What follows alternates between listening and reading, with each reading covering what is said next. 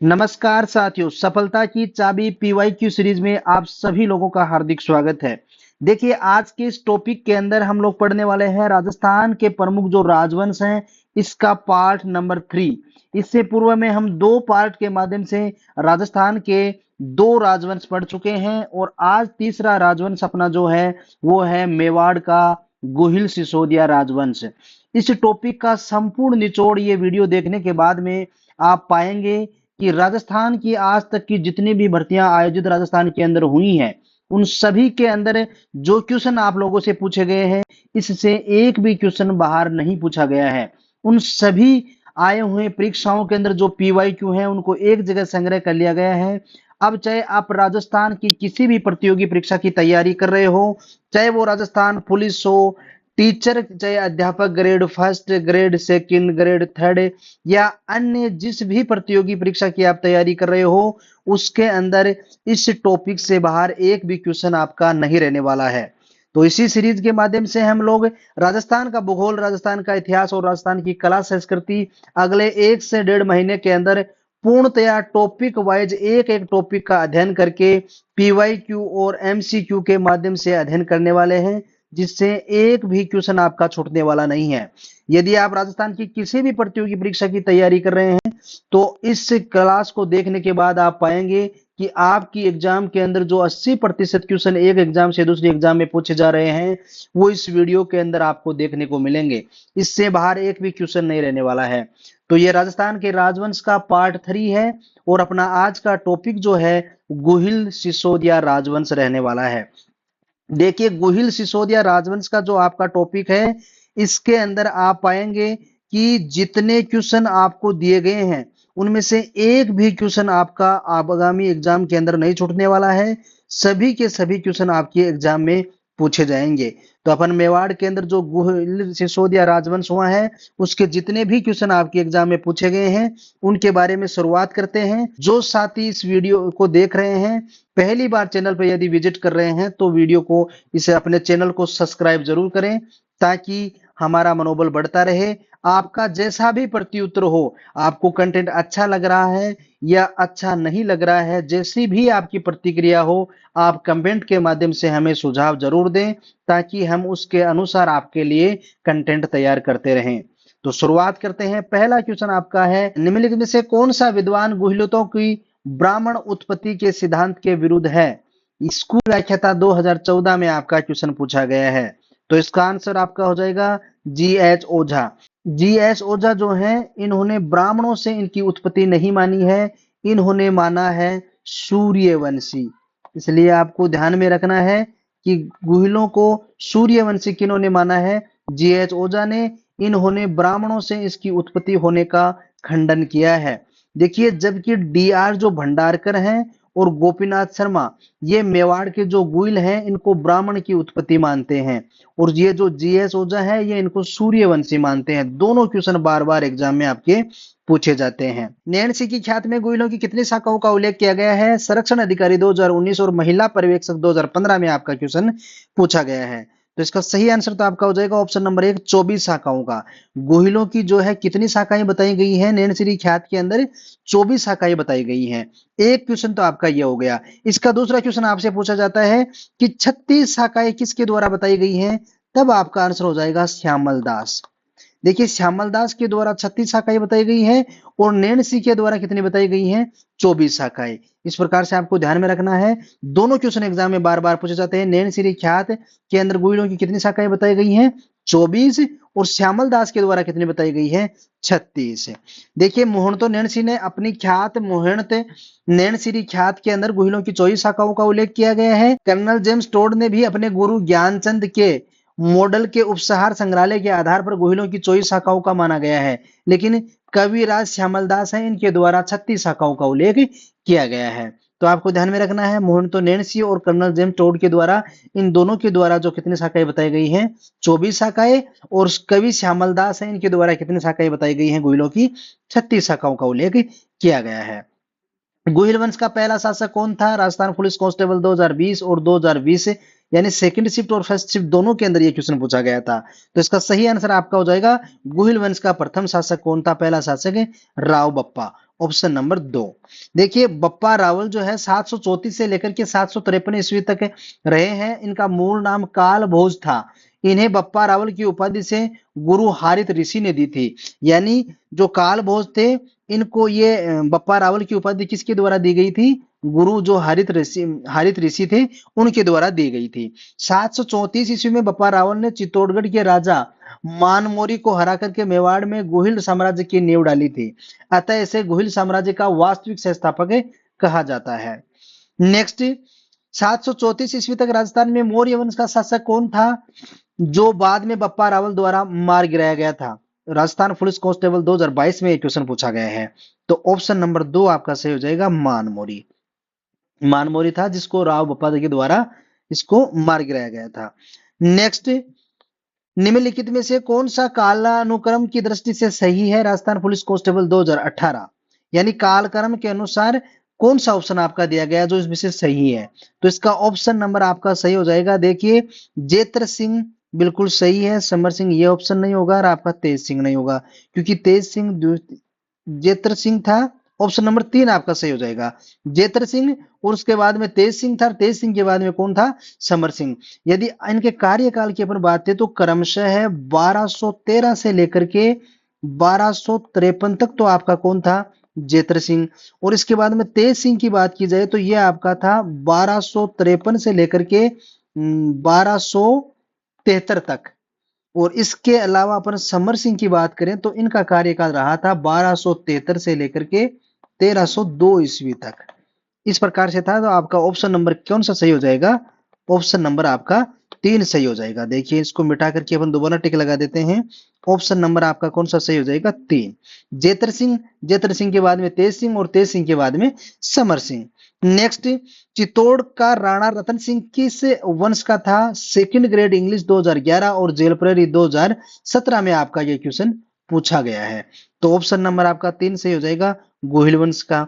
देखिए चित्तौड़ का जो राणा रतन सिंह था ये किस वंश के शासक थे? गोहिल वंश के शासक थे। चित्तौड़ का राणा रतन सिंह गोहिल वंशीय गहलोत जो रावल शाखा थी उसका अंतिम शासक था। यह भी आपको ध्यान में रखना है। कई बार यह भी क्वेश्चन आपसे पूछा जाता है कि रावल शाखा जो आपकी थी, रावल शाखा, इसका अंतिम शासक कौन था?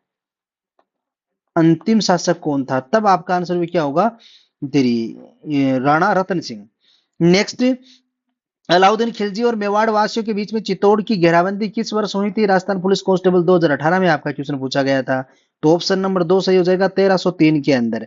देखिए कहा जाता है कि सिंहल द्वीप के राजा जो गंधर्व सेन थे वह उनकी रानी चंपावती की पुत्री रानी पद्मिनी जो थी, यह अद्भुत सौंदर्य से आकृष्ट होने के कारण अलाउद्दीन खिलजी ने चित्तौड़ पर 18 जनवरी 1313 ईस्वी के अंदर आक्रमण किया था।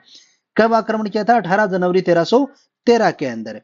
और ये कहाँ की राजकुमारी थी? आपको पता होना चाहिए, जो सिंहल द्वीप राजा सेन और रानी चंपावती थी उनकी पुत्री थी ये। लगभग 7 महीने के घेरे के बाद में 26 अगस्त 1303 ईस्वी को दुर्ग पर अधिकार कर रतन सिंह को बंदी बना लिया गया। और गोरा जो पद्मिनी का चाचा था और बादल जो पद्मिनी का भाई था, इनके द्वारा मुक्ति के प्रयास करने के दौरान रतन सिंह की मृत्यु हो गई थी। रानी पद्मिनी ने सैकड़ों राजपूत स्त्रियों के साथ में जोर किया, जो मेवाड़ का प्रथम एवं राजस्थान का दूसरा शाखा कहलाता है। यानी मेवाड़ का प्रथम शाखा कौन सा था? यह चित्तौड़ का, और राजस्थान का यह दूसरा शाखा था। मलिक महमूद जायसी के पद्मावत के अनुसार यह युद्ध रावल रतन सिंह की रूपवती महारानी पद्मिनी के लिए लड़ा गया। ध्यान रहे या ज्ञातव्य रहे कि साके के प्रसिद्ध इतिहासकार अमीर खुसरो अलाउद्दीन खिलजी के साथ थे, जिसका वर्णन इन्होंने अपने ग्रंथ खजाइन उल फतुह में किया है। ये इतने बिंदु थे, ये आपको ध्यान में रखने हैं। प्रत्येक बिंदु से आपसे एग्जाम में क्वेश्चन पूछा जाता है। किस रचना में अमीर खुसरो ने चित्तौड़ पर अलाउद्दीन खिलजी का आक्रमण का वर्णन किया गया है? आ गया जेईएन डिग्री 2022 के अंदर और द्वितीय श्रेणी अध्यापक परीक्षा 2017 में हुई है, इन दोनों के अंदर पूछा गया है। तो आपको ध्यान में रखना है, ऑप्शन 1 आपका सही हो जाएगा। खजाइन उल फतुह के अंदर ये इसका वर्णन देखने को मिलता है कि अमीर खुसरो ने चित्तौड़ पर अलाउद्दीन खिलजी के आक्रमण का वर्णन देखने को मिलता है। नेक्स्ट, राजस्थान का ऐतिहासिक जोहर किस किले में हुआ था? जेल प्रहरी 2017 और पटवार 2011 के अंदर पूछा गया है। तो ये बिल्कुल ऐतिहासिक माना जाता है। चित्तौड़ का जो ये जोहर हुआ था ये 1303 के अंदर, इसी का उल्लेख देखने को मिलता है। वह राजपूत रानी जिसने अलाउद्दीन खिलजी के 1303 ईस्वी पूर्व में चित्तौड़ पर कब्जा करने पर जोर कर लिया था, या किया गया था, ये पटवार परीक्षा 2008 के अंदर आपका क्वेश्चन पूछा गया है। तो ऑप्शन नंबर 1 2 सही हो जाएगा आपका, पद्मिनी। देखिए पद्मवती, आपको कंफ्यूज करने के लिए देखिए ऑप्शन नंबर 1 के अंदर क्या दिया गया है, तो आपका इसका नाम क्या था, पद्मिनी था। ऑप्शन नंबर 2 आपका सही होगा। नेक्स्ट, गोरा और बादल किसकी रक्षा में थे? जेईएन विद्युत डिग्री डिप्लोमा 2020 के अंदर आपका क्वेश्चन पूछा गया है। ऑप्शन नंबर 2 आपका सही हो जाएगा। ये किन के सेनापति थे? रतन सिंह के सेनापति थे, रानी पद्मिनी की रक्षा के लिए। ये इनका एक तो इनका चाचा था और इनका इनका क्या था, भाई था। नेक्स्ट, 1303 ईस्वी में चित्तौड़ विजय के बाद में अलाउद्दीन खिलजी ने चित्तौड़ का नया नाम क्या रखा था? खिजराबाद। ऑप्शन नंबर 4 आपका सही होगा। पीटीए परीक्षा 2018, सेकंड ग्रेड 2011, जेल प्रेरी 2017 में आपका क्वेश्चन पूछा गया है। देखिए एक ही क्वेश्चन को बार बार एग्जामिन ने किस प्रकार से घुमा करके पूछा गया है। आप ये बात गांठ बांध लीजिए कि 80% क्वेश्चन आपके एग्जामों में आए हुए क्वेश्चन आएंगे, इस वीडियो से बाहर एक भी क्वेश्चन नहीं रहने वाला है। या तो ऑप्शन का क्वेश्चन आपको मिलेगा या क्वेश्चन का ऑप्शन आपको मिलेगा, इतना ही चेंज करेगा एग्जामिनर, थोड़ी सी इसकी भाषा परिवर्तित कर सकता है, बाकी क्वेश्चन एट इज आपको ऐसा कैसा पूछा जाएगा। तो आप पीवाईक्यू जरूर पढ़ें। यदि आपको सफलता किसी भी एग्जाम में प्राप्त करनी है तो आप निश्चित रूप से पीवाईक्यू का अध्ययन करें। और इस वीडियो से आपका एक भी पीवाईक्यू बाहर नहीं रहने वाला है। बाकी आपके साथ में जो इसके अन्य बिंदु दिए गए हैं उनको यदि आप देख लेते हैं तो इस टॉपिक को पढ़ने के बाद में आप तो इनको रट लीजिए, एक भी क्वेश्चन आपका एग्जाम से बाहर नहीं रहने वाला है। चित्तौड़ विजय के बाद में देखिए अलाउद्दीन खिलजी ने चित्तौड़ का नाम जो है अपने पुत्र जो खिजर का था उसके नाम पर खिजराबाद रखा था। इनका जो पुत्र था ना खिजर का, उसके नाम पर इनका खिजराबाद नाम रखा था। नेक्स्ट, निम्नलिखित में से कौन सिसोदिया वंश में पूर्वज बने थे? पशुधन सहायक 2022 में आपका क्वेश्चन पूछा गया है। ऑप्शन नंबर 4 आपका सही हो जाएगा। सिसोदिया वंश के पूर्वज बने थे राणा हमीर। राणा हमीर ही थे इनके पूर्वज। देखिए राणा हमीर जो थे 1326 से लेकर के 1364 ईस्वी तक मेवाड़ के उद्दारे के सिसोदिया वंश का वास्तविक संस्थापक माना जाता है। हमीर ने सिंगोली का युद्ध चित्तौड़ में दिल्ली के सुल्तान महमूद बिन तुगलक को पराजित किया था। महाराणा कुंभा द्वारा रचित रसिक प्रिया टीका में तथा कीर्ति स्तंभ प्रशस्ति में हमीर को विषम घाटी पंचानन की उपाधि दी गई है, यानी कि विकट आक्रमणों के सिंह के सदर से, यानी ये विकट परिस्थितियां होती थी ना, उसके अंदर भी लड़ने के अंदर बहुत ही माहिर थे, इसलिए इसको विषम घाटी पंचानन की संज्ञा दी जाती है। किसको? महाराणा कुंभा द्वारा रसिक प्रिया जो आपकी ये टीका लिखी गई है उसके अंदर। नेक्स्ट, विषम घाटी पंचानन की संज्ञा मेवाड़ के किस शासक को दी जाती है? रिट लेवल फेस्ट के अंदर 2022 में यह क्वेश्चन आपका पूछा गया है। तो राणा हमीर ऑप्शन नंबर 1 आपका सही हो जाएगा। नेक्स्ट, मेवाड़ के किस शासक के समय जावर में चांदी की खान का खनन प्रारंभ हुआ था? पुलिस कांस्टेबल 2018 और जेएन सिविल डिप्लोमा 2022 में आपका क्वेश्चन पूछा गया है।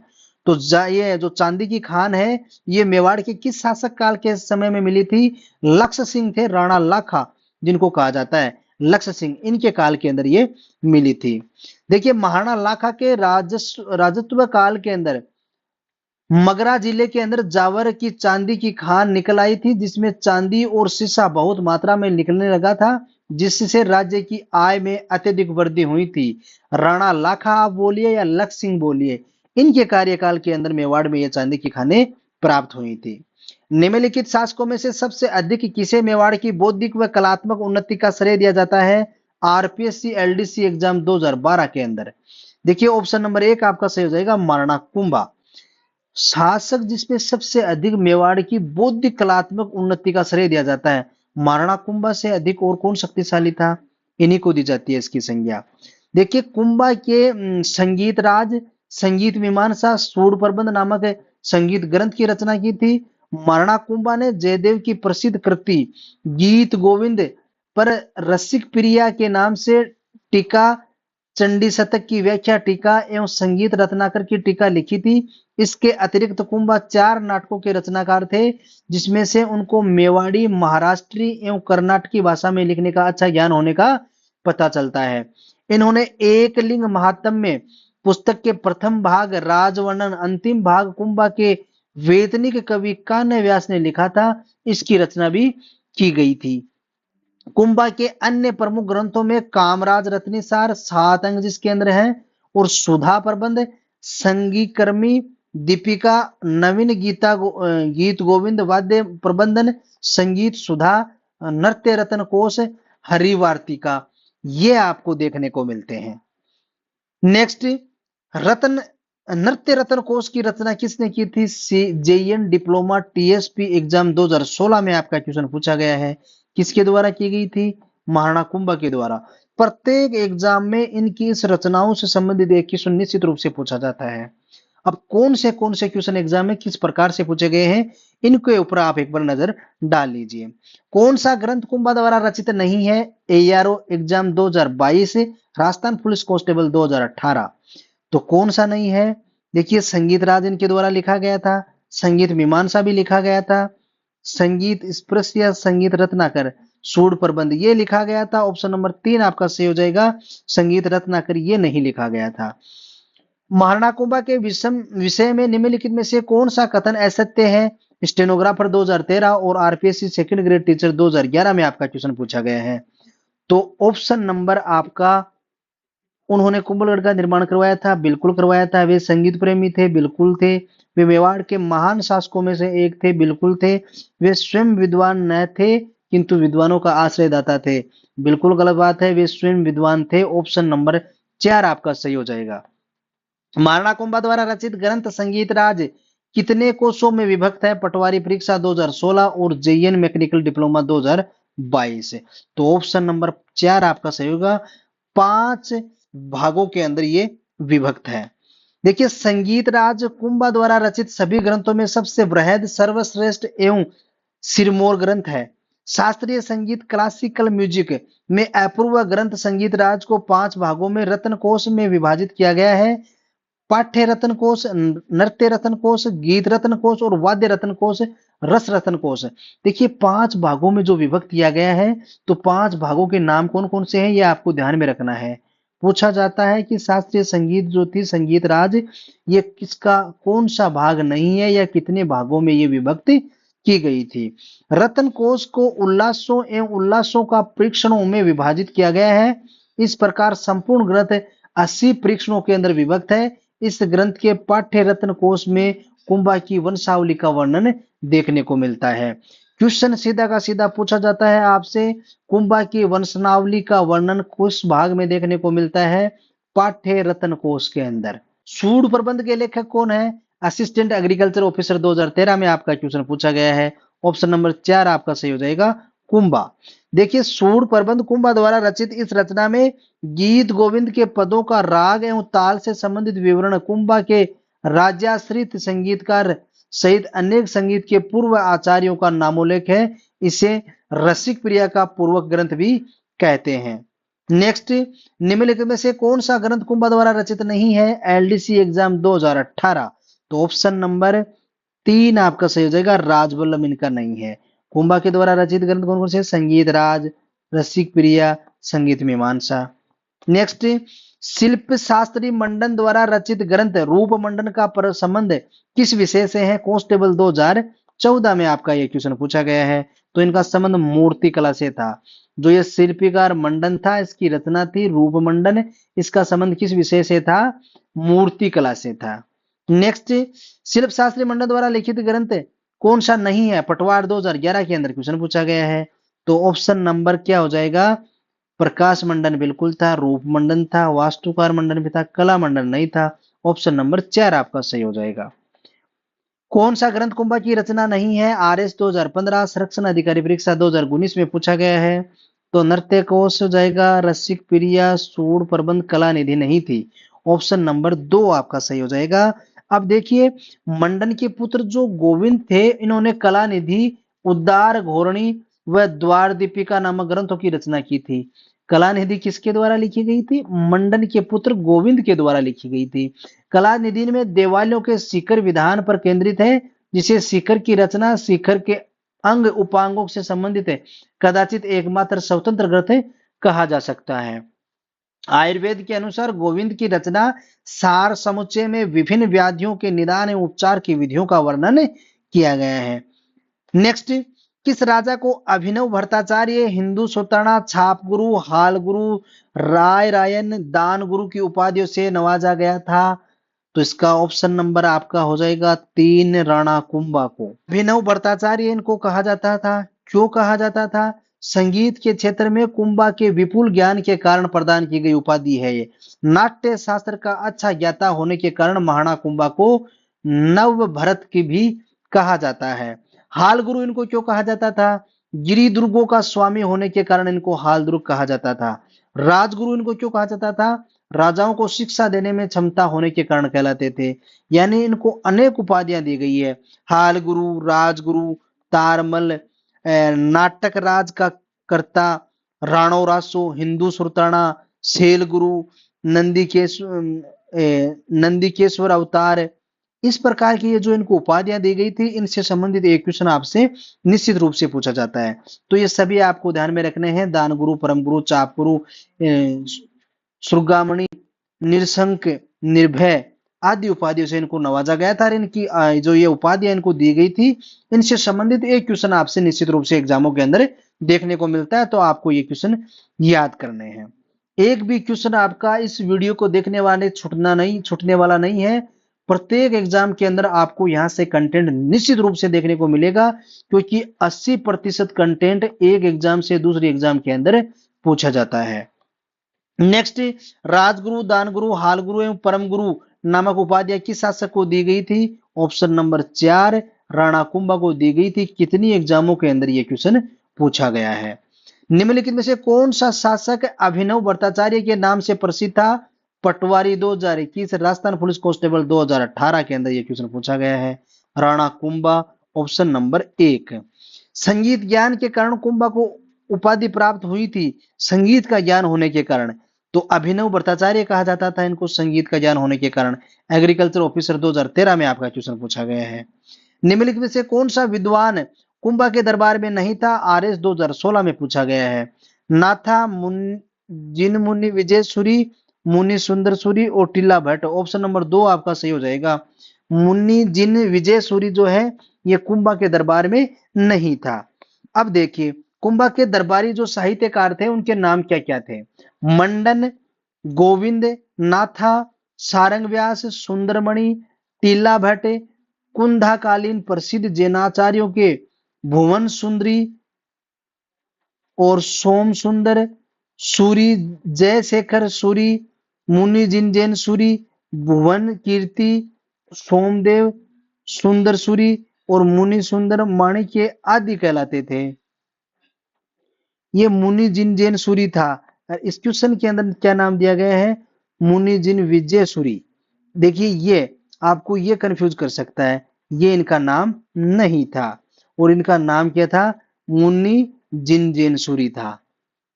नेक्स्ट, जैन विद्वान जो महाराणा कुंभा के दरबार में थे, ये आपका क्वेश्चन एग्जाम आपकी हुई है ये 2021, इसके अंदर पूछा गया है। तो जैन विद्वान जो महाराणा कुंभा के दरबार में थे, महाराणा कुंभा के दरबार में थे, जिनका नाम क्या था? ऑप्शन नंबर 1 मुनि जिनजैन सूरी। नेक्स्ट, राणा कुंभा को निम्नलिखित में से वाद्य यंत्रों में से किसमें दक्षता हासिल थी? प्रयोगशाला सहायक 2016 के अंदर आपका क्वेश्चन पूछा गया है। तो इनको वीणा बजाने के अंदर दक्षता हासिल थी। देखिए, महाराणा कुंभा स्वयं एक संगीतकार थे और कीर्ति स्तंभ प्रशस्ति के अनुसार कुंभा वीणा बजाने में बिल्कुल निपुण थे।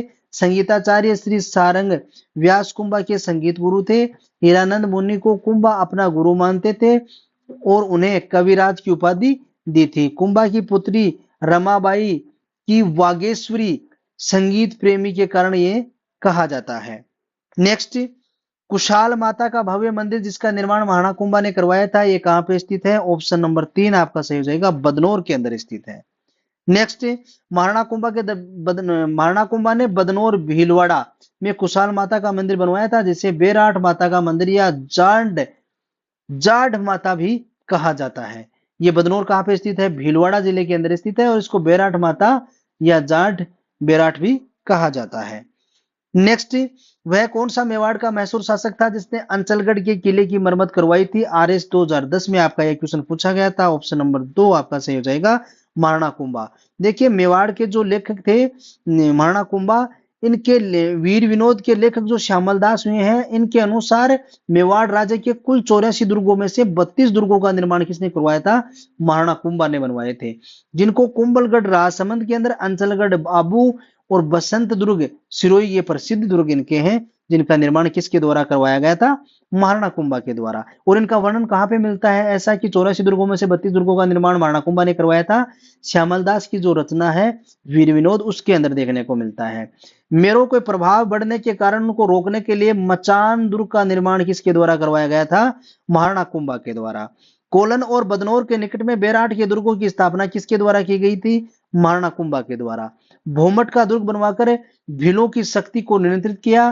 कुंभा ने कई जर्जर दुर्गों का जीर्णोद्धार भी करवाया था। इसी कारण कुंभा को राजस्थानी वास्तुकला का जनक भी कहा जाता है। राजस्थान की वास्तुकला का जनक किसको कहा जाता है? महाराणा कुंभा को। तो ये इनसे संबंधित फैक्ट थे जो आपको ध्यान में रखना है, बार बार एग्जाम में पूछे जाते हैं। राजस्थान वास्तुकला का जनक किसे कहा जाता है? JN सिविल डिग्री डिप्लोमा 2021 में पूछा गया है। ऑप्शन नंबर 4 आपका सही हो जाएगा, राणा कुंभा। निम्नलिखित में से कौन सा दुर्ग कुंभा का द्वारा निर्मित नहीं है? लेब असिस्टेंट होम साइंस 2022 और हेड मास्टर 2018 के अंदर ये क्वेश्चन पूछा गया है। तो ऑप्शन नंबर 4 आपका सही हो जाएगा। गागरोन का दुर्ग इनके द्वारा नहीं बनवाया गया था। बाकी कुंभलगढ़, बसंत दुर्ग और मचान दुर्ग का उल्लेख, ये निर्माण किसके द्वारा करवाया था? कुंभा के द्वारा करवाया गया था। वह प्रसिद्ध राजपूत राजा कौन था जिसने राजस्थान में सर्वाधिक दुर्गों का जीर्णोद्धार एवं निर्माण करवाया था? सेकंड ग्रेड 2011 में आपका क्वेश्चन पूछा गया है। आंसर आपका ऑप्शन नंबर 4 हो जाएगा, महाराणा कुंभा। राणा कुंभा द्वारा निर्मित अंचलगढ़ का किला किस स्थान पर स्थित है? राजस्थान पुलिस कांस्टेबल 2014 में आपका क्वेश्चन पूछा गया है। तो अंचलगढ़ कहाँ पे स्थित है? अंचलगढ़ आबू के अंदर स्थित है। ऑप्शन नंबर 4 आपका सही हो जाएगा। महाराणा कुंभा को कितने किलों के निर्माण का श्रेय दिया जाता है? सूचना सहायक परीक्षा 2013 में आपको पूछा गया है। कितने किलो का निर्माण करने का श्रेय दिया जाता है? ऑप्शन नंबर 3, 32 किलो का निर्माण। चित्तौड़गढ़ में विजय स्तंभ का निर्माण किसके द्वारा करवाया गया था? SI 2002, BSTC 2008, second grade teacher 2011 में आपका क्वेश्चन पूछा गया है। चित्तौड़गढ़ के विजय स्तंभ का निर्माण किसने करवाया था? राणा कुंभा के द्वारा करवाया गया था। देखिए, महाराणा कुंभा के द्वारा जो विजय स्तंभ बनवाया गया था, ये भगवान विष्णु को समर्पित है। 122 फीट ऊंचे और 9 मंजिला इस स्तंभ का निर्माण कुंभा के द्वारा मालवा यानी सुल्तान महमूद खुलजी सारंगपुर के युद्ध की विजय की स्मृति में करवाया था। यह 1440 से लेकर के 1448 तक किया गया था। इसको प्रशस्तियों में कीर्ति स्तंभ कहा गया है। विजय स्तंभ को प्रशस्तियों के अंदर किस नाम से पुकारा गया है? कीर्ति स्तंभ के नाम से पुकारा गया है। इस स्तंभ की तीसरी मंजिल पर अरबी भाषा में 9 बार अल्लाह शब्द खुदा हुआ है। क्वेश्चन एग्जाम में कई बार पूछा गया है। अल्लाह शब्द कौन सी मंजिल पे खुदा हुआ है? तेरी कीर्ति स्तंभ या विजय स्तंभ की तीसरी मंजिल पर। कितनी बार खुदा हुआ है? 9 बार खुदा हुआ है। इसका निर्माण का कार्य जेता व उसके पुत्र नापा, पोमा एवं पुंजा के निर्देशन में किया गया था तथा कीर्ति स्तंभ प्रशस्ति का प्रशस्तिकार अत्रि पुत्र महेश माना जाता है। देखिए, जेम्स टोड ने इसे कुतुब मीनार से भी श्रेष्ठ इमारत माना है। इसे भारतीय मूर्तिकला का विश्व कोश कहा जाता है। भारतीय मूर्तिकला का विश्व कोश किसे कहा जाता है? विजय स्तंभ को, जिसको आप कीर्ति स्तंभ भी बोलते हैं।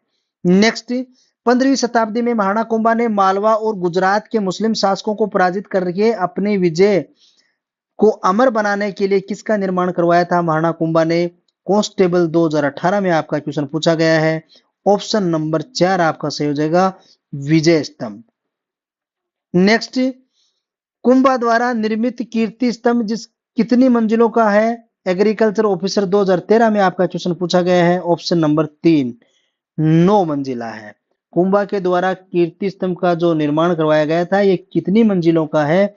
9 का। नेक्स्ट, 9 मंजिलों में विशाल कीर्ति स्तंभ के राणा कुंभा ने अपने किस उपास्य देव को समर्पित किया है? JN विद्युत डिग्री 2020 में आपका क्वेश्चन पूछा गया है। तो ये भगवान विष्णु को समर्पित था। ऑप्शन नंबर 4 आपका सही हो जाएगा। महाराणा कुंभा ने किस विजय प्राप्त के उपलक्ष्य में विजय स्तंभ का निर्माण करवाया था? राजस्थान पुलिस कांस्टेबल 2020 में पूछा गया है। तो अपन को अभी हाल में पढ़ा है कि मालवा और गुजरात की सेना के मध्य जो युद्ध हुआ था, उसकी विजय के उपरांत में विजय स्तंभ का निर्माण महाराणा कुंभा के द्वारा करवाया गया था। सारंगपुर युद्ध 1437 में किन राज्यों के मध्य हुआ था? जेएन डिप्लोमा 2016 में आपका क्वेश्चन पूछा गया है। तो सीधा सीधा ऑप्शन नंबर आपका एक हो जाएगा, मेवाड़ व मालवा के राज्यों के बीच में हुआ था। सारंगपुर का युद्ध 1437 ईस्वी में मेवाड़ के महाराणा व मालवा मांडू के सुल्तान महमूद खुलजी के बीच में हुआ था, जिसमें कुंभा की विजय हुई। ये दोनों ही पड़ोसी राज्य थे। राज्यों का विस्तार का इच्छुक होने के कारण ये इस युद्ध का होना माना जाता है। मालवा के सुल्तान ने मेवाड़ के शत्रु महपा पवार को आश्रय प्रदान किया था। कुंभा ने महपा पवार को मेवाड़ को सौंपने के लिए पत्र लिखा, लेकिन महमूद खिलजी ने शरणागत को लौटाना स्वीकार नहीं किया। अतः दोनों के बीच में युद्ध हुआ, जिसमें महमूद खिलजी की पराजय हुई और महाराणा कुंभा इसके अंदर क्या रहा? विजयी रहा।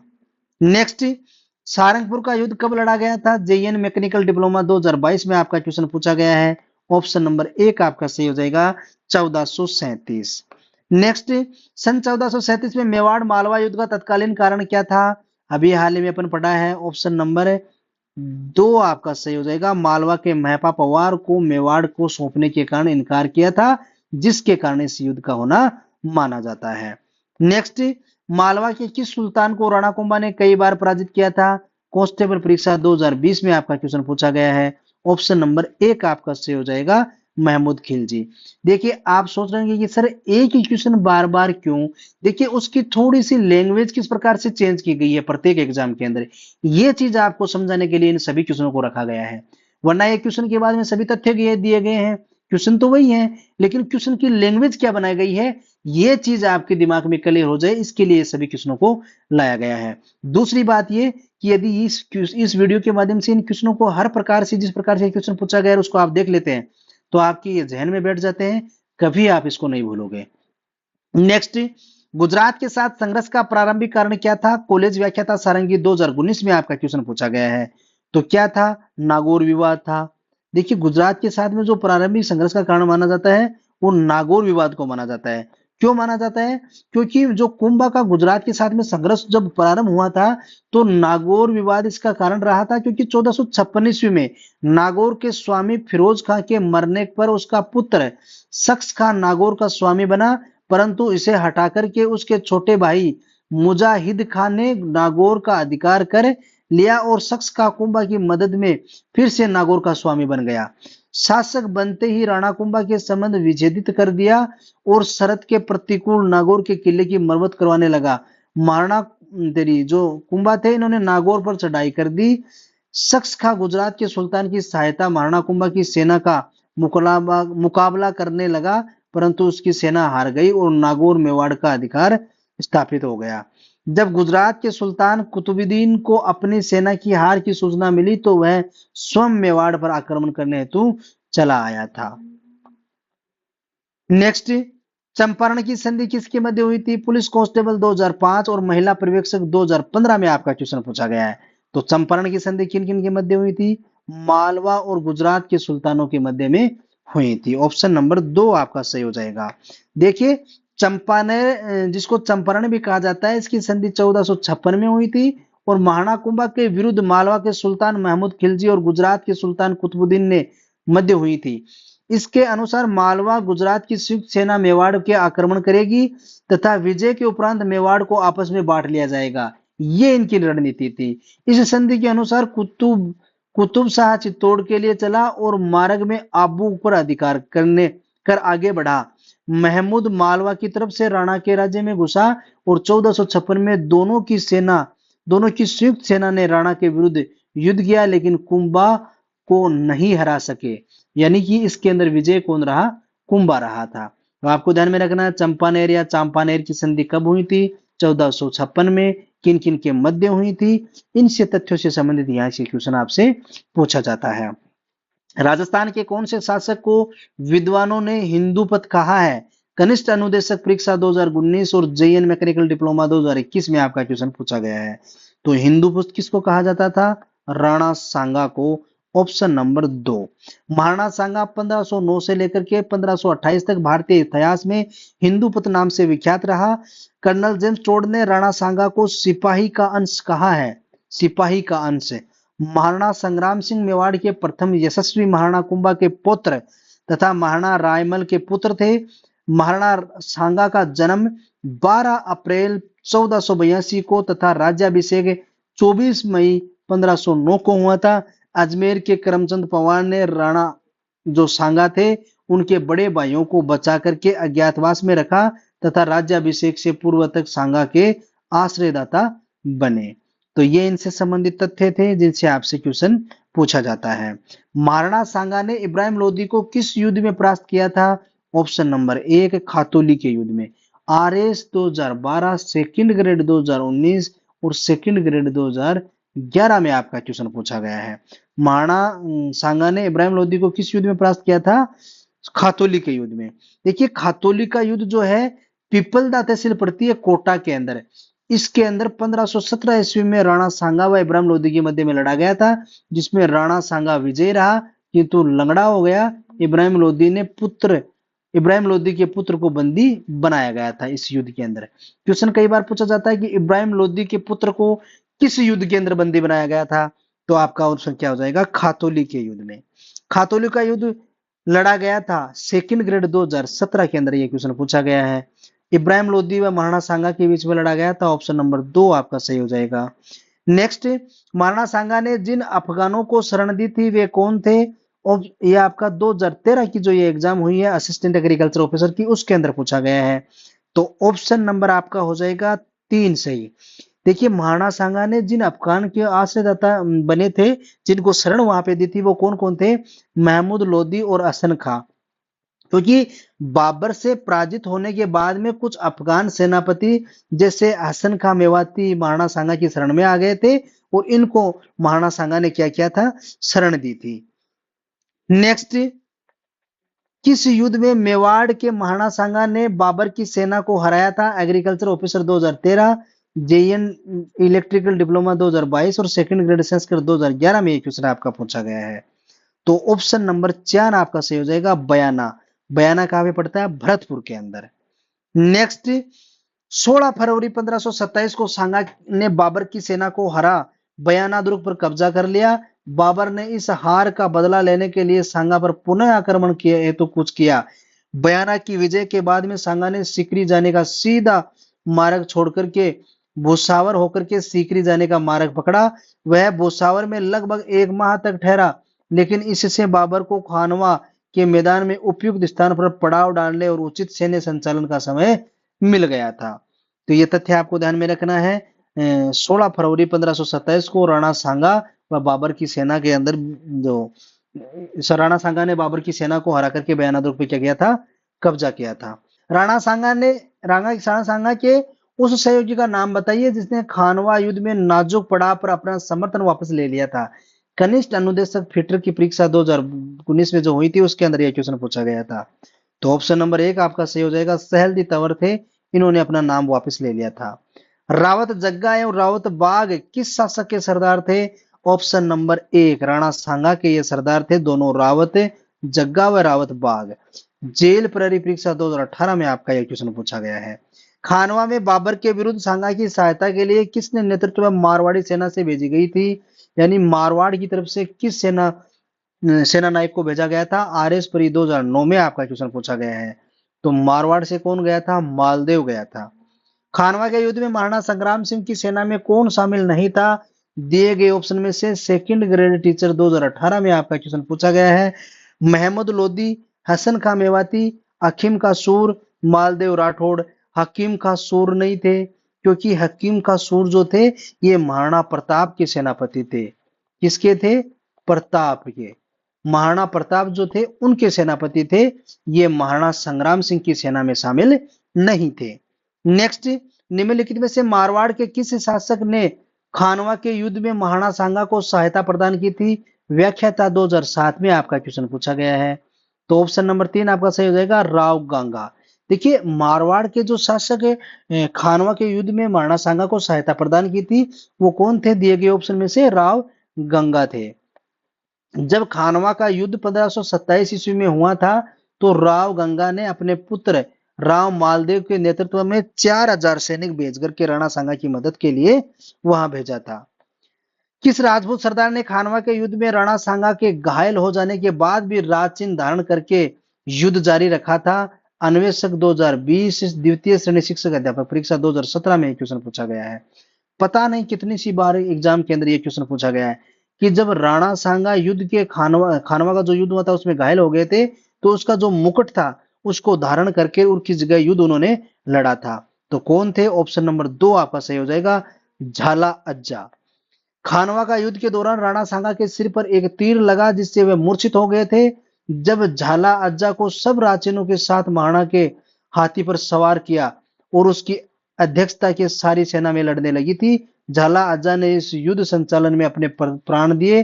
थोड़ी ही देर में महाराणा ने न होने की खबर सेना के अंदर फैलने के कारण मनोबल टूट गया था और बाबाई इसके कारण विजयी हो गया था।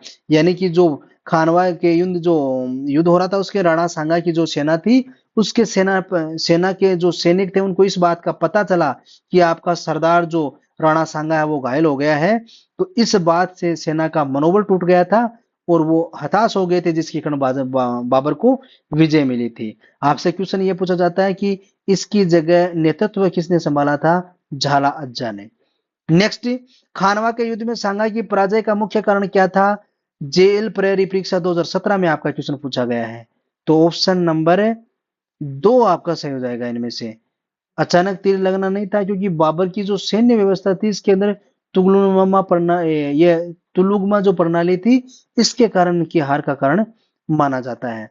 देखिए, बाबर की जो सेना थी ये युद्ध के अंदर सांगा की पराजय का मुख्य कारण इसलिए माना जाता है क्योंकि महाराणा सांगा की प्रथम विजय के बाद में तुरंत युद्ध न करके बाबर को तैयारी करने का समय देना था। और राजपूतों की इस युद्ध में तकनीकी की पुरानी थी, वे बाबर के युद्ध के नवीन चक्रव्यूह को पहचानने में उन्होंने गलती की थी, क्योंकि तुलगमा जो पद्धति थी उनसे अनभिज्ञ थे। बाबर की सेना के पास में तोपें और बंदूकें थी, जिससे राजपूत सेना की बड़ी हानि हुई। राय सिंह की सहलदी तंवर व नागौर के खान ज्यादा युद्ध में अंतिम दौर में सांगा के साथ छोड़कर के बाबर के साथ मिल गए थे। इनकी ये जो बाबर की सेना के अंदर जो तोपें और बंदूकें थी, इनसे अनभिज्ञ थे कौन? सांगा के सैनिक। और सांगा के पूरा जो युद्ध के मैदान के अंदर जो रचा गया था उसके बारे में, इन तोपों का और इन युद्ध के जो साजो सामान थे, इनकी तुरमा जो पद्धति थी, इसके बारे में अनभिज्ञ थे, जिसके कारण इनका हार का कारण माना जाता है। महाराणा सांगा के मृत शरीर पर दाह संस्कार किस स्थान पर किया गया था? जैन विद्युत डिप्लोमा 2020 में आपका क्वेश्चन पूछा गया है। मांडलगढ़ में किया गया था। देखिए, जब महाराणा सांगा 30 जनवरी 1528 को उसकी मृत्यु होने के कारण सवर जो उनका कालपी केंद्र था वहां से मांडलगढ़ लाया गया था और यहाँ पे उनका दाह संस्कार किया गया था। मांडलगढ़ की उनकी समाधि भी बनी हुई है। क्वेश्चन ये भी बार बार आपसे कई बार पूछा जाता है कि महाराणा सांगा की समाधि स्थल कहाँ पे है? मांडलगढ़ के अंदर। नेक्स्ट, राणा सांगा की मृत्यु कब हुई थी? रिट लेवल सेकंड के अंदर आपका ये क्वेश्चन पूछा गया है 2022 के अंदर। ऑप्शन नंबर 1 आपका सही हो जाएगा, 30 जनवरी 1528 से कालपी मध्य प्रदेश के अंदर ये पड़ता है, वहां पे इनकी मृत्यु हुई थी और इनको मांडलगढ़ लाया गया था और यहाँ पे इनका अंतिम संस्कार किया गया था। राणा सांगा की मृत्यु के बाद में कौन मेवाड़ का शासक बना था? सेकंड ग्रेड जीके 2021 में आपका क्वेश्चन पूछा गया है। तो राणा सांगा के बाद में रतन सिंह जो था ये यहाँ का शासक बना था। महाराणा सांगा की मृत्यु के बाद में रतन सिंह 1528 से लेकर के 1531 तक शासक रहा।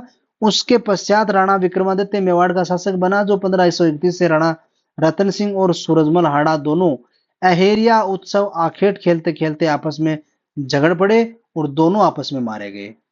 नेक्स्ट, गुजरात के सुल्तान बहादुर शाह ने चित्तौड़ के किले पर किस वर्ष में हमला किया था? कांस्टेबल 2018 में आपका क्वेश्चन पूछा गया है। ऑप्शन नंबर 1 आपका सही हो जाएगा, 1533 के अंदर।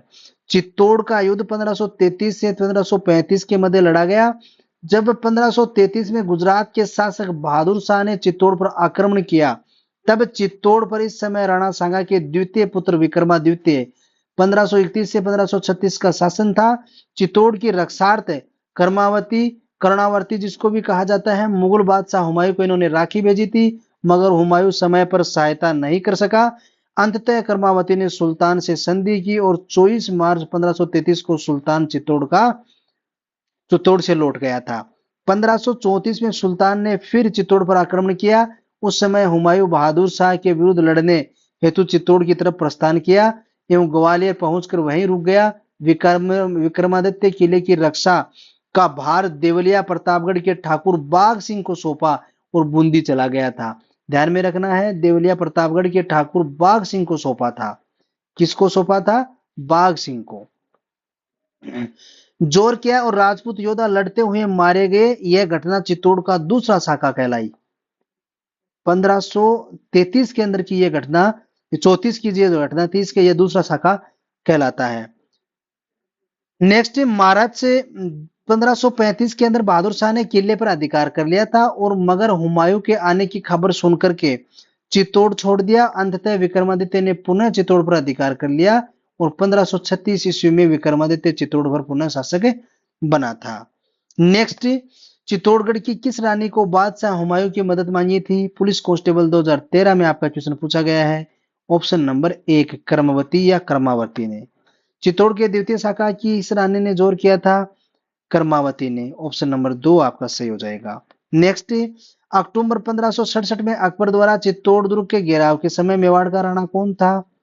ऑप्शन, यह आपका फर्स्ट ग्रेड टीचर 2012 और ईओआरओ 2007 में पूछा गया है। तो अक्टूबर 1967 में अकबर द्वारा चित्तौड़ दुर्ग का घेराव किया, उस समय कौन था? उदय सिंह था यहाँ का शासक उस समय। किस किले को जीतने के क्रम में अकबर ने जयमल व फत्ता के प्रबल प्रतिरोध का सामना करना पड़ा था? आरपीएससी एलडीसी 2014 के अंदर आपका एक क्वेश्चन पूछा गया है। तो ऑप्शन नंबर 1 आपका सही हो जाएगा, चित्तौड़। देखिए, चित्तौड़ के अंदर 1537 से लेकर के 1572 के शासन काल में अकबर ने चित्तौड़ पर आक्रमण किया। 12 अक्टूबर 1567 में किया था। उदय सिंह ने मांडू के सुल्तान बाज बहादुर को ऐसे समय पर शरण दी जब अकबर उसके शासन छीनने की कोशिश कर रहा था। उदय सिंह चित्तौड़ का भार जयमल व फत्ता को छोड़कर स्वयं उदयपुर के मोर्चा संभालने लगा। अकबर द्वारा चित्तौड़ का घेरा काफी लंबा चला, लेकिन बदकिस्मत से एक दिन रात को दीवार की मरम्मत करते समय जयमल अकबर की संग्राम नामक बंदूक की गोली से मारा गया। जयमल और फत्ता की वीरता का मुग्ध होकर के अकबर ने आगरा जाने पर हाथियों पर चढ़ी हुई उनकी पाषाण की मूर्तियां बनवाकर किले के द्वार पर खड़ी करवाई। 25 फरवरी 1568 के अंदर अकबर चित्तौड़ पर अधिकार हो गया और यह चित्तौड़ दुर्ग का तृतीय शाखा माना जाता है। कौन सा? 1567 का। नेक्स्ट, अकबर ने चित्तौड़ के दुर्ग पर अधिकार कब किया था? कनिष्ठ वैज्ञानिक सहायक 2019 में आपका क्वेश्चन पूछा गया है। तो ऑप्शन नंबर 3 आपका सही हो जाएगा, 25 फरवरी 1568। मेवाड़ के उस महाराणा का नामोल्लेखित कीजिए जिसने मालवा के शासक बाज बहादुर को शरण प्रदान की थी। तो किसने प्रदान की थी? महाराणा उदय सिंह ने दी थी। नेक्स्ट, चित्तौड़गढ़ का तृतीय शाखा कब हुआ था? 1568 के अंदर। 2016 में आपका यह क्वेश्चन पूछा गया है। महाराणा प्रताप की जन्मस्थली कौन सी थी? Option number 4 Kumbhalgarh. देखिए, उदय सिंह की रानी जो थी जयंती बाई, ये पाली के जो नरेश थे अखेराज सोनगरा, उनकी पुत्री थी और इनकी कोख से महाराणा प्रताप का जन्म 9 मई 1540 को ज्येष्ठ शुक्ल तृतीया विक्रम संवत 1597 में रविवार के दिन कुंभलगढ़ के प्रसिद्ध बादल महल जूनी कचेरी में हुआ था। इनके बचपन का नाम कीका था। नेक्स्ट, शासक बनने से पहले कौन कीका के नाम से प्रसिद्ध था? फर्स्ट ग्रेड जीके 2022 में आपका क्वेश्चन पूछा गया है। Option number 2 Maharana Pratap. महाराणा प्रताप का जन्म किस वर्ष में हुआ था? राजस्थान पुलिस कांस्टेबल 2020 और पुलिस कांस्टेबल 2018 में यह क्वेश्चन पूछा गया है। 9 मई 1540 को। ऑप्शन नंबर 2 आपका सही हो जाएगा। महाराणा प्रताप का राज्याभिषेक सर्वप्रथम हुआ था आरपीएससी सेकंड ग्रेड 2011 और 2009, कारापाल 2012, जेल प्रेरी 2017। इतनी एग्जामों के अंदर आपका यह क्वेश्चन पूछा गया है। तो ऑप्शन नंबर 1 आपका सही हो जाएगा, गोगुंदा कैनकनी का राज्याभिषेक किया गया था। हल्दी घाटी के युद्ध के पश्चात में मान सिंह ने यह अपनी सेना का पड़ाव डाला। महाराणा उदय सिंह ने अग्नि संस्कार के पश्चात महाराणा प्रताप का राज्य तिलक गोगुंदा में महादेव बावड़ी पर महाराणा प्रताप की 32 वर्ष की आयु में 28 फरवरी 1572 को राज्याभिषेक किया गया था, जहां आज एक छोटी छतरी बनी हुई है। ज्ञातव्य है कि महाराणा प्रताप का विधिवत राज तिलक कुंभलगढ़ में हुआ था। नेक्स्ट, महाराणा प्रताप ने किस वर्ष में मेवाड़ राज्य की राजगद्दी संभाली थी? पुलिस कांस्टेबल 2020 में आपका क्वेश्चन पूछा गया है। तो ऑप्शन नंबर 1 1572 में। अकबर द्वारा महाराणा प्रताप के बीच बातचीत में भेजे गए दूतों का सही क्रम क्या है? सेकंड ग्रेड 2011 में। तो इसके लिए आपको याद में रखना है जम्मा भट्टो, यानी जलाल खां, मान सिंह, भगवंत दास, टोडरमल। तो लास्ट में टोडरमल इसमें है, ऑप्शन नंबर 1 आपका सही हो जाएगा। इसके लिए आप याद रख सकते हैं जमा भट्टो, यानी कि जलाल खां, मान सिंह, भगवंत दास और टोडरमल, ये इनका क्रम था। ये जो शिष्टमंडल भेजे गए थे बातचीत करने के लिए, इस प्रकार से भेजे गए थे। इनका क्रम एग्जाम में बार बार पूछा जाता है, आपको ध्यान में रखना है। मेवाड़ के किस शासक को अपनी अधीनता में लाने के लिए अकबर ने निम्नलिखित प्रस्ताव भेजे थे? महाराणा प्रताप को अपनी अधीनता में स्वीकार करवाने के लिए जो शिष्टमंडल भेजा गया था, पहला जलाल खां के नेतृत्व में, तो इनको कब भेजा गया था? 1572 के अंदर, सितंबर 1572 में। और दूसरा भेजा गया था मान सिंह के नेतृत्व में, ये जून 1573 के अंदर। और तीसरा था अक्टूबर 1573 के अंदर भगवंत दास को। और अंतिम जो था वो हा दिसंबर 1573 के अंदर राजा टोडरमल के नेतृत्व के अंदर भेजा गया था। तो ये इस प्रकार से इनका क्रम था जो बार बार एग्जाम में पूछा गया जाता है। कई बार सीधा ऐसे भी पूछा गया था जाता है कि टोडरमल को कब भेजा गया था? तो आपको ध्यान में रखना है दिसंबर 1573। इसी प्रकार से भगवंत दास के बारे में आपसे पूछा जा सकता है, मान सिंह या जलाल खां किसी के भी बारे में पूछा जाए तो आपको ये तथ्य ध्यान में रखना है, किसको कब भेजा गया था, ये तथ्य आपको दिए गए हैं। ये एग्जाम के अंदर बार बार पूछे जाते हैं। अकबर ने राणा प्रताप को समझाने के लिए किसको प्रथम दूत के रूप में भेजा था? जलाल खां को भेजा था। ऑप्शन नंबर 2 आपका सही हो जाएगा। और ये कितने एग्जामों में पूछा गया है देखिए, बार बार रिपीट होते हैं, आपको ये क्वेश्चन रटने हैं बिल्कुल। इससे बाहर एक क्वेश्चन भी एग्जाम में नहीं पूछा जाएगा। 80% पेपर आपको यदि पीवाईक्यू में से नहीं मिल जाए तो आप वापस आकर के इस वीडियो के नीचे कमेंट कर सकते हैं कि सर जो आपने बताया था 80% क्वेश्चन एग्जाम में नहीं देखने मिले हैं। आप कल परसों पटवार की एग्जाम हुई है, उसको उठा करके देख लेना, या आपकी जो 17 अगस्त 2025 को एग्जाम हुई है उसके अंदर सारे के सारे क्वेश्चन रिपीटेड है दोनों पारियों के अंदर। किसी भी एग्जाम को उठाकर देख लिया राजस्थान की सारी एग्जामों के अंदर ये क्वेश्चन रिपीट हो रहे हैं। नेक्स्ट, अकबर द्वारा महाराणा प्रताप को मैत्री स्थापित करने के लिए गठित तृतीय शिष्टमंडल किसके नेतृत्व में भेजा गया था? जय मां भैटो टोडरमल के नेतृत्व नहीं, भगवान दास के नेतृत्व में भेजा गया था। टोडरमल तो अंतिम शासक था, चौथा शिष्टमंडल भेजा गया था। नेक्स्ट, अकबर ने किसको शिष्टमंडल का अंतिम नेतृत्व के लिए प्रताप के पास भेजा था ताकि वह शांतिपूर्ण अधीनता स्वीकार कर सके? स्कूल व्याख्याता 2020, school lecturer Sanskrit education department 2020, दोनों में पूछा गया है। स्कूल व्याख्याता और संस्कृत स्कूल व्याख्याता दोनों में पूछा गया है। तो अंतिम शासक अंतिम कौन था? जमा भट्टो टोडरमल था। ऑप्शन नंबर 2 आपका सही हो जाएगा। निम्न में से कौन सा शासक हल्दी घाटी के युद्ध में महाराणा प्रताप को विजयी मानता है? कृषि अधिकारी कृषि विभाग 2021 में आपका क्वेश्चन पूछा गया है। तो ऑप्शन नंबर 4 आपका सही हो जाएगा। राज प्रशस्ति, प्रकाश प्रशस्ति और जगदीश मंदिर प्रशस्ति, इन तीनों के अंदर ये दिया गया है कि हल्दी घाटी का युद्ध के अंदर महाराणा प्रताप विजयी रहा था। हल्दी घाटी का युद्ध लड़ा गया था, कब लड़ा गया था? देखिए कितनी एग्जामों के अंदर ये क्वेश्चन पूछा गया है। कब लड़ा गया था? 18 जून 1576 को लड़ा गया था। ऑप्शन नंबर 3 आपका सही हो जाएगा। हल्दी घाटी का युद्ध 18 जून 1576 को विक्रम संवत 1633 ईस्वी को ज्येष्ठ शुद्धि, इस ये तो कौन सी स्रोत कहां से ले गए हैं? राजस्थान बोर्ड परीक्षा की जो बुक है उससे। और 21 जून 1576 को हिंदी साहित्य ग्रंथ अकादमी की जो पुस्तक है उसके अंदर देखने को मिलते हैं। इस प्रकार से आपको ध्यान में रखना है 18 जून 1576 और 21 जून 1576 दोनों ऑप्शन एक साथ दोनों ऑप्शन आपको एक साथ किसी भी एग्जाम में नहीं देखने को मिलेंगे, लेकिन इनमें से जो ऑप्शन आपको देखने को मिलता है उसको आपको आंसर टिक करना है। नेक्स्ट बिंदु यदि देखें कि महाराणा प्रताप की पराजय हुई परंतु वह बंदी नहीं बनाए जा सके, लेकिन राजस्थान सरकार द्वारा यह दावा किया गया है कि हल्दी घाटी का युद्ध अकबर नहीं वरन महाराणा प्रताप विजय रहा था। इसके पीछे जो सरकार की विद्यापीठ विश्वविद्यालय में उदयपुर के मीरा महाविद्यालय के प्रोफेसर इतिहासकार चंद्रशेखर शर्मा के शोध का हवाला दिया है। उसके अनुसार युद्ध के बाद में अगले 1 साल तक महाराणा प्रताप ने हल्दी घाटी के आसपास के गांव में जमीन के पट्टों को ताम्र पत्र के रूप में जारी किया था। जमीन के पट्टों पर जारी करने का अधिकार केवल राजा को होता था। बिल्कुल ये तथ्य नोट करने लायक है। कि जो पट्टे जारी किए जाते थे उसका अधिकार केवल किसको दिया जाता था, वहां के राजा को। और ये किस ताम्र पत्र जो मिलते हैं उसके उसके अंदर लिखा हुआ मिलता है कि वो महाराणा प्रताप के द्वारा जारी किए गए थे, इसलिए वहां का राजा कौन था, महाराणा प्रताप। इस युद्ध का वर्णन युद्ध के एकमात्र उपस्थित इतिहासकार बदायूं ने मनतखब उत तवारिख, ये क्या नाम है उर्दू भाषा का देख लीजिए, इसके अंदर किया गया है। नेक्स्ट, हल्दी घाटी का युद्ध में किसने किसे हराया था, अकबर ने महाराणा प्रताप को, राणा प्रताप ने अकबर को। तो ऑप्शन नंबर 1 आपका सही हो जाएगा। एग्जाम में जो आपका आंसर माना गया है वो अकबर ने राणा प्रताप को। ये एएसआई की 2011 में हुआ था, इसकी जो आरपीएस की 2000 करवाई गई थी, इसके अंदर आंसर इसको माना गया था। नेक्स्ट, हल्दी घाटी के युद्ध की जानकारी अब्दुल कादिर बदायूं के किस ग्रंथ में मिलती है, किस ग्रंथ में मिलती है। जेल प्रेरी परीक्षा 2018 की एग्जाम में ये क्वेश्चन पूछा गया है।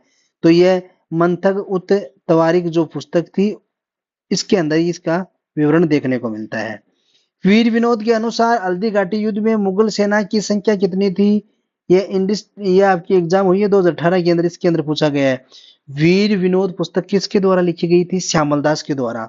और इसके अंदर हल्दी घाटी का जो युद्ध हुआ था, इसमें अंदर माना जाता है कि मुगल सेना थी वो लगभग 80,000 सैनिक इसके अंदर थे। देखिए वीर विनोद के अंदर तो उल्लेख किया गया है 80,000 सैनिकों का, और महाराणा प्रताप के पास बताई गई है 20,000 सैनिक। कितने सैनिक, 20,000, और उधर मुगल सेना के पास में कितने थे, 80,000 सैनिक। और नैन सिंह के अनुसार मान सिंह के पास में 40,000 सैनिक थे, और महाराणा प्रताप के अंदर महाराणा प्रताप जो था उसके पास में 9 से 10,000 सैनिक बताए गए हैं। युद्ध में उपस्थित इतिहासकार बदायूं के अनुसार मान सिंह की सेना के अंदर 5,000 सैनिक थे, और प्रताप की सेना के अंदर 3,000 घुड़सवार थे। इस प्रकार के ये तथ्य हैं, इनमें से यदि कोई क्वेश्चन आपसे पूछा जाता है तो वो आपको इन तीनों बिंदुओं को ध्यान में रखना है। और किस प्रकार से क्वेश्चन पूछे गए हैं उसको भी आपको अभी दिखाते हैं। हल्दी घाटी के युद्ध में मुगल सम्राट अकबर की सेना का नेतृत्व किसने किया था, अकबर की सेना का नेतृत्व किसने किया था, ऑप्शन नंबर 4 मान सिंह ने किया था। हल्दी घाटी के युद्ध में महाराणा प्रताप के साथ में एक मात्र मुस्लिम पठान सेनानायक सरदार थे। ये जूनियर अकाउंटेंट 1998, फायरमैन 2022, और मैथ सेकंड ग्रेड टीचर की एग्जाम 2011 में पूछा गया है। हकीम का सूर एकमात्र जो था मुस्लिम पठान था महाराणा प्रताप की सेना के अंदर। नेक्स्ट, हल्दी घाटी के युद्ध में महाराणा प्रताप की भील सेना का कमांडर कौन था, राणा पुंजा था। सेकंड ग्रेड 2018 में आपका क्वेश्चन पूछा गया है। नेक्स्ट, हल्दी घाटी के युद्ध को किस विद्वान ने खमनोर का युद्ध कहा है, खमनोर का युद्ध यानी अबुल फजल के द्वारा।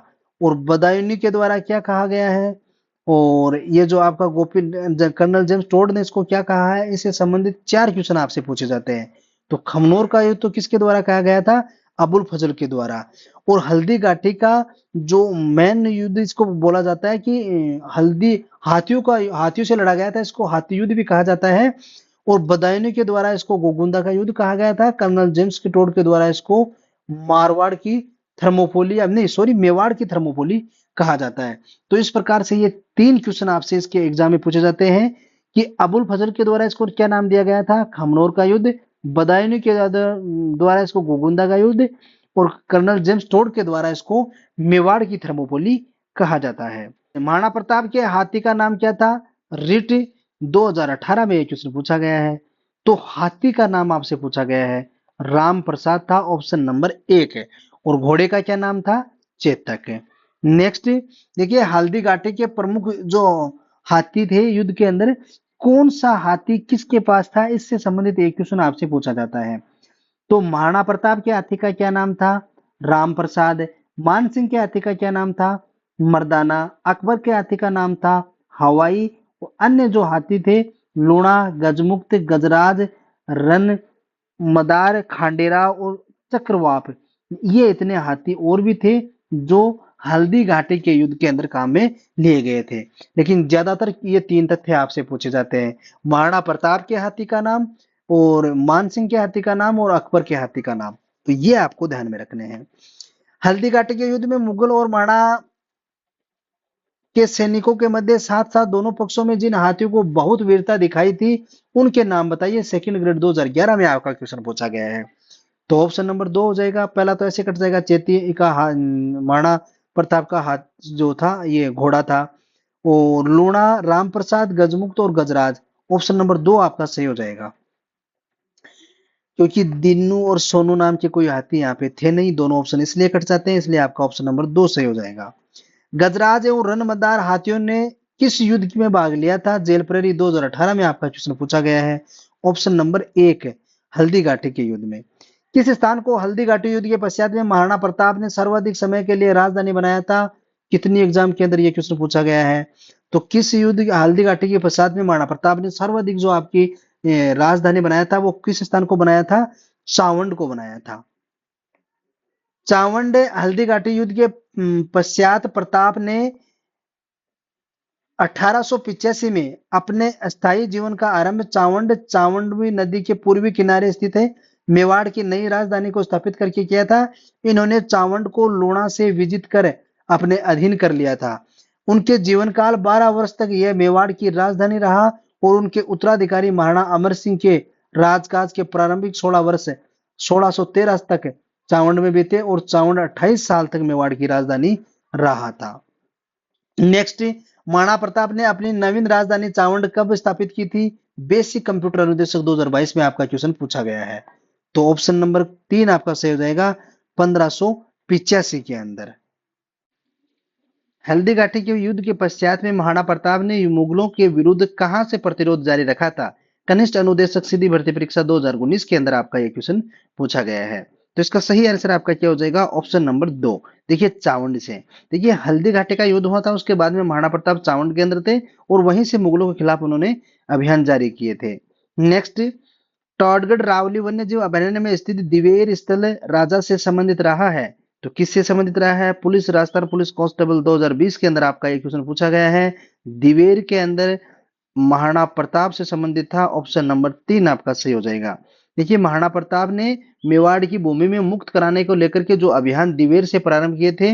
दिवेर वर्तमान में राजसमंद जिले के अंदर स्थित है, उदयपुर अजमेर मार्ग पर स्थित है। यह मुगलों द्वारा इन घाटियों को स्थापित कर 4 थानों छावनियां दिवेर डूंगरपुर की घाटियों में और देबारी उदयपुर में, देसूरी पाली में और दिवेर अजमेर की ओर से सर्वाधिक महत्वपूर्ण स्थान रहे थे।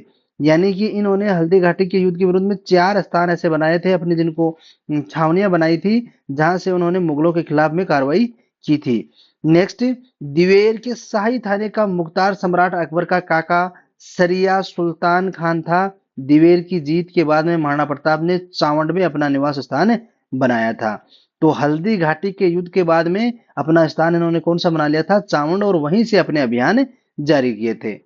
महाराणा प्रताप ने कितने वर्षों तक शासन किया है? स्कूल व्याख्याता 2007 के अंदर आपका क्वेश्चन पूछा गया है। तो ऑप्शन नंबर 2 आपका सही हो जाएगा। 24 वर्षों तक महाराणा प्रताप ने शासन किया था। महाराणा प्रताप 1572 से लेकर के 1597 ईस्वी तक महाराणा प्रताप 28 फरवरी 1572 ईस्वी में मेवाड़ के शासक बने थे। 19 जनवरी 1597 को प्रताप ने धनुष पर प्रत्यंता चढ़ाते समय घायल हो जाने के कारण 57 वर्ष की आयु के अंदर यानी 56 वर्ष और 9 महीने की आयु में चावंड में इनका देहांत हो गया था। चावंड के कुछ दूरी बाडोली गांव के निकट महाराणा प्रताप के अग्निदाह संस्कार किया गया। उनकी छतरी वहीं पे बनी हुई है। तो ये दोनों तीनों क्वेश्चन उनके पूछे जाते हैं। जन्म से संबंधित, उसका राज्याभिषेक कब हुआ, उनका वो राज्याभिषेक के बाद में उनकी मृत्यु कब हुई, उनकी छतरी कहाँ पे बनी हुई है, उनका देहांत कौन से स्थान पे हुआ था, ये जितने भी क्वेश्चन हैं आपकी एग्जाम के अंदर पूछे जाते हैं। दिवेर युद्ध किन किन के मध्य हुआ था? ये पशुधन सहायक 2022 और जेल प्रहरी 2017 के अंदर आपका क्वेश्चन पूछा गया है। तो दिवेर का जो युद्ध है महाराणा प्रताप और मुगल का किलेदार जो सुल्तान खां के बीच में हुआ था। तो आपका ऑप्शन नंबर 1 सही हो जाएगा। दिवेर राजसंद में स्थित है। मेवाड़ का मैराथन युद्ध कर्नल जेम्स टोड ने इसको कहा था और महाराणा प्रताप ने मेवाड़ की भूमि से मुक्त कराने को लेकर के दिवेर से अभियान जारी किए थे। 1582 के अंदर महाराणा प्रताप व दिवेर के शाही थानों का मुख्तार सम्राट अकबर का काका सुल्तान खान के मध्य जिनमें प्रताप क्या रहा था? विजयी रहा था। नेक्स्ट, 1582 ईस्वी में महाराणा प्रताप की दिवेर विजय के समय वहां के अधिकारी थे असिस्टेंट एग्रीकल्चर ऑफिसर 2019 में। इसके अंदर देखिए एग्जाम के अंदर क्वेश्चन को थोड़ा सा परिवर्तित कर दिया गया है। केवल नाम पूछा गया है कि जब 1582 के अंदर दिवेर का युद्ध हुआ था, उस समय महाराणा प्रताप उसके अंदर विजयी हुए, तो उस किले का वहां पे सरदार कौन था? तो ऑप्शन नंबर एक आपका सही हो जाएगा, सुल्तान खान गोरी। नेक्स्ट, कर्नल जेम्स टोड ने निम्नलिखित में से किस युद्ध को मेवाड़ का मैराथन कहकर पुकारा है? मेवाड़ का मैराथन किसको कहकर पुकारा है? कितनी एग्जामों के अंदर ये क्वेश्चन आपका पूछा गया है? तो ऑप्शन नंबर दो आपका सही हो जाएगा, दिवेर के युद्ध को कर्नल जेम्स टोड ने क्या कहा था? मेवाड़ का मैराथन कहा था। महाराणा प्रताप के समय में अकबर के शाहबाज खान को कितनी बार मेवाड़ पर आक्रमण करने के लिए भेजा गया था? स्कूल व्याख्याता 2014 के अंदर आपका क्वेश्चन पूछा गया है। तो ऑप्शन नंबर दो आपका सही हो जाएगा, 3। देखिए महाराणा प्रताप के समय अकबर के जो शाहबाज खां थे, इनको 3 बार मेवाड़ के ऊपर आक्रमण करने के लिए भेजा था। ये क्वेश्चन बहुत बार पूछा जाता है। अकबर ने मेवाड़ को विजित करने का दायित्व शाहबाज खां को सौंपा। शाहबाज खां ने 1578 से लेकर 80 के बीच में मेवाड़ के विरुद्ध 3 सैन्य अभियान किए थे। नेक्स्ट, मेवाड़ के महाराणा प्रताप के विरुद्ध अंतिम मुगल आक्रमण का नेतृत्व किसने किया था? कॉलेज व्याख्याता स्कूल परीक्षा 2019 के अंदर आपका क्वेश्चन पूछा गया है। तो इसका आंसर क्या हो जाएगा? मेवाड़ महाराणा प्रताप के विरुद्ध अंतिम मुगल आक्रमण नेतृत्व किसने किया था?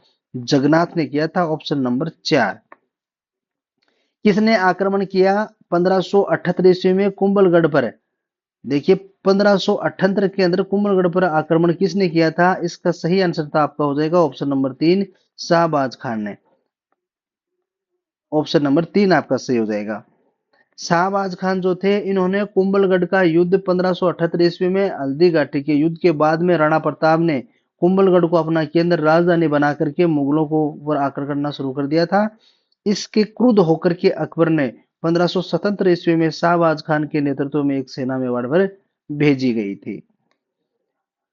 बादशाह ने मेवाड़ के राणा को आपस में समझौते के लिए अधीन किया गया था, न कि बल से।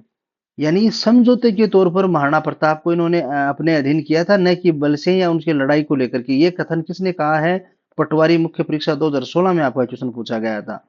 तो ऑप्शन नंबर 1 आपका सही हो जाएगा। सर टॉमस रोज जो है, उन्होंने कहा था कि जो बादशाह अकबर बादशाह थे, इन्होंने मेवाड़ का जो सरदार था महाराणा प्रताप, इनको अपने अधीन करके न तो उनको कोई दबाव बना करके या बलपूर्वक अधीन नहीं किया था, एक समझौते की भावना से इनको अधीन किया गया था। सन 1576 ईस्वी के बाद में अकबर ने उदयपुर का प्रशासक किसे सौंपा था? 2021 की एग्जाम हुई है, उसके अंदर पूछा था।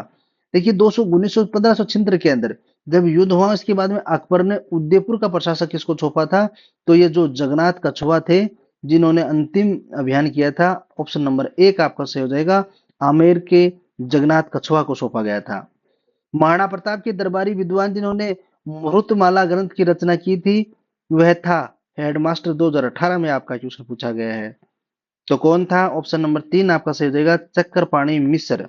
महाराणा प्रताप के काल में रचित ग्रंथ है चक्रपाणि मिश्र, विश्व बल्लभ, 9 अध्याय ज्ञान विज्ञान विषयक, मुहूर्तमाला, राज्याभिषेक पद्धति, व्यवहारादर्श, जैन मुनि हेमरतन सूरी, गोरा बादल पद्मिनी, चरित की चौपाई, सीता चौपाई, महिपाल चौपाई, अमर कुमार चौपाई, लीलावती, हेमरतन चौपाई, कवि दुर्सा आडा ने प्रताप पर विरुद्ध छत्री छत्रहरी एवं चारण कवि माला साधु ने झूलना लिखे हैं। तो इस प्रकार से ये काल के अंदर जो रचित रचनाएं थी महाराणा प्रताप के, उनका उल्लेख यहाँ पे किया गया है। महाराणा प्रताप का दरबारी पंडित कौन था? राजस्थान पुलिस कांस्टेबल 2020 के अंदर, और यह आपका रिट एग्जाम 2021 में हुई है, उसके अंदर ये क्वेश्चन पूछा गया था। तो महाराणा प्रताप का दरबारी कवि कौन था? ऑप्शन नंबर 4 आपका सही होगा, चक्रपाणि मिश्र। महाराणा प्रताप की मृत्यु के पश्चात निम्नलिखित में से कौन सा राजपूत मेवाड़ का शासक बना था? JN डिग्री 2021 के अंदर आपका क्वेश्चन पूछा गया है। ऑप्शन नंबर 1 आपका सही हो जाएगा। नेक्स्ट, देखिए जनवरी 1597 में महाराणा प्रताप की मृत्यु के बाद में उसका पुत्र जो अमर सिंह था, वो मेवाड़ की राजगद्दी पर बैठा। 1597 से लेकर के 1605 ईस्वी तक अमर सिंह प्रथम ने अकबर से संघर्ष किया, और 1605 ईस्वी से लेकर के 15 तक जहांगीर से संघर्ष किया। अमर सिंह ने अपने सरदारों से परामर्श से संघर्ष को विराम देने के लिए 5 फरवरी 1615 ईस्वी को जहांगीर से संधि कर ली। अमर सिंह मुगलों की संधि का मेवाड़ का प्रथम शासक था। संधि वार्ता के लिए मुगलों की ओर से सिराजी एवं सुंदरदास जी तथा राणा की ओर से मुल्ला सकमुल्लाह हरिदास झाला और सुपर्ण सम्मिलित थे। वार्ता दल ने आसान शर्तों पर एक संधि का समझौता तैयार किया जिसमें मुगल मेवाड़ संधि कहलाई थी। आपको ध्यान में रखना, मेवाड़ की प्रथम जो संधि की थी वो कौन था? अमर सिंह था। नेक्स्ट, किसके शासनकाल में मुगल और मेवाड़ के महाराणा के मध्य चित्तौड़ की संधि हुई थी? तो ऑप्शन नंबर 2 आपका सही हो जाएगा, जहांगीर के समय। नेक्स्ट, निम्नलिखित में से मेवाड़ के शासक ने चित्तौड़गढ़ किले की मरम्मत कराई थी? ऑप्शन नंबर 3 आपका सही हो जाएगा, महाराणा जगत सिंह ने करवाई थी। यह आपका असिस्टेंट एग्रीकल्चर ऑफिसर 2021 का एग्जाम हुआ, उसके अंदर क्वेश्चन पूछा गया है। मेवाड़ के शासक ने चित्तौड़ किले की मरम्मत करवाई थी, तो ध्यान में रखना है, महाराजा जगत सिंह ने करवाई थी। जगत सिंह प्रथम 1628 से लेकर के 1652 ईस्वी के मध्य के अंदर जगन्नाथ राय जगदीश का भव्य विष्णु का पंचायतन मंदिर अर्जुन की निगरानी और सूत्रधार सुथार भाणा और उनके पुत्र मुकुंद की अध्यक्षता में बना। महाराणा ने पिछोला के मोहन मंदिर और रूपसागर तालाब का निर्माण करवाया। जग मंदिर, जनाना महल आदि बनवाकर उसका नाम आपने नाम से जग मंदिर रखा था। इन्होंने चित्तौड़ दुर्ग की मरम्मत करवा करके अपने वंश गौरव के प्रतीक को बचाने रखने के लिए ख्याति अर्जित की है। 1657 ईस्वी में मुगल उत्तराधिकारी संघर्ष में मेवाड़ के किस महाराणा ने से औरंगजेब की सहायता प्राप्त करने का प्रयास किया था? ऑप्शन नंबर 3 आपका सही हो जाएगा, राज सिंह से। कौन सा शासक महाराणा जगत सिंह के पश्चात मेवाड़ की गद्दी पर बैठा था? फर्स्ट ग्रेड जीके 2022 में आपका क्वेश्चन पूछा गया है। ऑप्शन नंबर 2 आपका सही हो जाएगा, महाराणा जगत सिंह के बाद में राज सिंह गद्दी पे बैठा था। नेक्स्ट, 17वीं शताब्दी के सिसोदिया राठौड़ गठबंधन में मेवाड़ का शासक था? बेसिक कंप्यूटर अनुदेशक 2022 में आपका क्वेश्चन पूछा गया है। ऑप्शन नंबर 2 आपका सही हो जाएगा, राज सिंह फर्स्ट। दुर्गादास राठौड़ के प्रयासों पर मारवाड़ और मेवाड़ के मध्य राठौड़ सिसोदिया का गठबंधन हुआ था। बालक अजीत सिंह को मेवाड़ के आश्रय देने और औरंगजेब की नीतियों का विरोध करने के संकल्प महाराजा राज सिंह स्वीकार ने कर लिया था। तो आपको ये ध्यान में रखना है कि मेवाड़ और मारवाड़ के जो राठौड़ और सिसोदियों के बीच में जो गठबंधन करवाया था उसके लिए कौन जिम्मेदार था? दुर्गादास राठौड़। निम्नलिखित में से किस राजपूत शासक ने विजय कटकातु की उपाधि धारण की थी? सेकंड ग्रेड अध्यापक परीक्षा 2017 के अंदर यह क्वेश्चन पूछा गया है। तो विजय कटकातु की उपाधि किसको दी गई थी? ऑप्शन नंबर 4 आपका सही हो जाएगा, महाराणा राज सिंह। देखिए, ये प्रजा में जो सैनिक जीवन की अभिव्यक्ति से ही इन्होंने राज सिंह को ये उपाधि दी गई थी। जनता के अंदर इनकी अभिव्यक्ति सैनिक के तौर पर होती थी, इसलिए इनको विजय कटकातु की उपाधि दी गई थी। नाथद्वारा में श्रीनाथ जी की मूर्ति में निम्नलिखित में से किसने स्थापित करवाई थी? पुलिस कांस्टेबल 2007 में आपका क्वेश्चन पूछा गया है। तो नाथद्वारा के अंदर श्रीनाथ जी की ये मूर्ति किसने बनवाई थी? राज सिंह ने। नाथद्वारा का मूल नाम क्या था? पुलिस राजस्थान पुलिस एएसआई 2021 के अंदर ये क्वेश्चन पूछा गया है। तो नाथद्वारा का मूल नाम जो था वो था सिहाड़। जो इसके अंदर वो अपने भारत के जो 12 ज्योतिर्लिंग है उनमें से एक लिंग भी यहाँ पे सिहाड़ के अंदर है। नेक्स्ट, 1679 के अंदर मुगल सम्राट औरंगजेब तथा राणा राज सिंह के मध्य उत्पन्न कटुता का प्रमुख कारण क्या था? आरपीएससी टीचर सेकंड ग्रेड 2010 में आपका क्वेश्चन पूछा गया है। तो मुगल सम्राट अकबर और राणा राज सिंह के मध्य जो कटुता उत्पन्न हुई थी उसका कारण यह था कि औरंगजेब द्वारा 1679 के अंदर हिंदुओं पर पुनः जजिया कर लगा दिया था।